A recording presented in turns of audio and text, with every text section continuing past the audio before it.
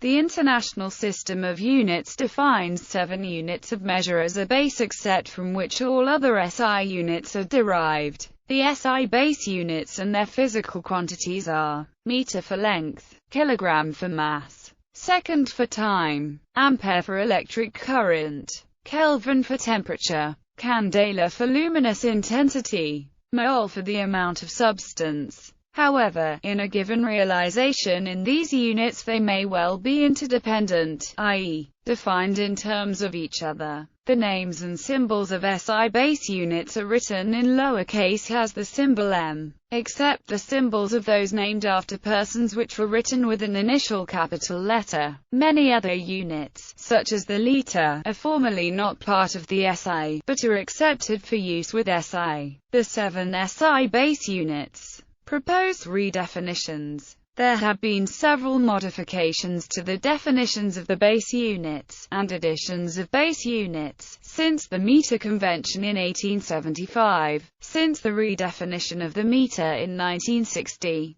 the kilogram is the only unit which is directly defined in terms of a physical artifact rather than a property of nature. However, the mole, the ampere and the candela are also linked through their definitions to the mass of this platinum iridium cylinder stored in a vault near Paris. It has long been an objective of metrology to find a way to define the kilogram in terms of a fundamental constant, in the same way that the meter is now defined in terms of the speed of light. The 21st General Conference on Weights and Measures placed these efforts on an official footing, and recommended that national laboratories continue their efforts to refine experiments that link the unit of mass to fundamental or atomic constants with a view to a future redefinition of the kilogram. Two main possibilities have attracted attention: the Planck constant and the Avogadro constant.